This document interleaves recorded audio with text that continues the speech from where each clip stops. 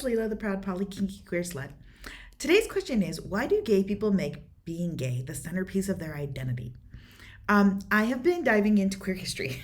And one thing that I find very interesting is that until the 19th and 20th centuries, the concept of being gay as an identity was not structured anywhere near what like it is today.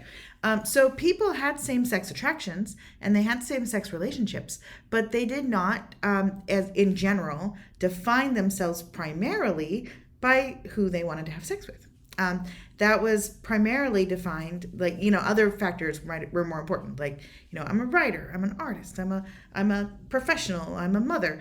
Those would be more key, like social roles would be more of a key factor. We know that there have been gay people and people who are queer in all different ways throughout all of history. And there are some great podcasts and queer history things on this. So I'm not going to give lots of specific references, but the History is Gay podcast is great. Queer as Fact is another one. There are some really good TV shows popping up now that give overviews of queer history, going back to ancient Egypt, Greece, China. So there's a lot of information out there if you want to go look for it about just, how people like us have always existed. But until fairly recently, we didn't identify ourselves as a group based on the fact that we were sexually attracted to the same gender.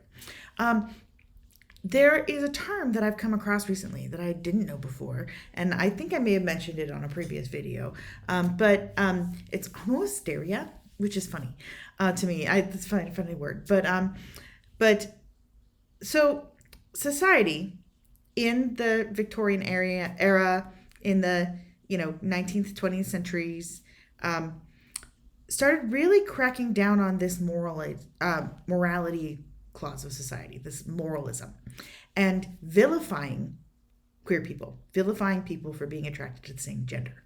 And there are some interesting things around this, around like the trial of Oscar Wilde and people being really persecuted for being gay. As a backlash to that, this carries forward to today, including the Christian movements of the 80s and, all of this vilification of queer culture. But this carried forward, and this hatred of queerness, of gayness, really created this vortex around people needing to come together around this for self-protection, for support, to not feel alone, to not be ostracized by community. And that's, in a nutshell, why we have the queer culture we do today and why people identify based on sexual orientation as a core identity marker. And it's largely because that's what we were ostracized for, what we were pushed out of our communities for. That's what we were told we're not okay. So, society did not, go out of its way to vilify, I don't know, I'm trying to think of something that's an equivalent characteristic. So for example, I am if I'm 5'2". History did not go out of its way to say being short is horrible. If you're too short, you better account for that. You better put on your platform shoes. You better pass as tall, or you might face criminal trials, and you might not be able to hold a job, and you might lose your family. That's on the face of it ridiculous. Another one might be, you do not like sweet foods. You do not like candy. That's just too weird for me. I can't take it. I'm going to bring you up on charges of not supporting the sugar industry, of tearing apart your family by liking too many vegetables. This is ludicrous, but these are inherent things that have not been vilified about us. So I can have my sweet tooth and nobody cares. But or not, or I could like my salad and nobody cares.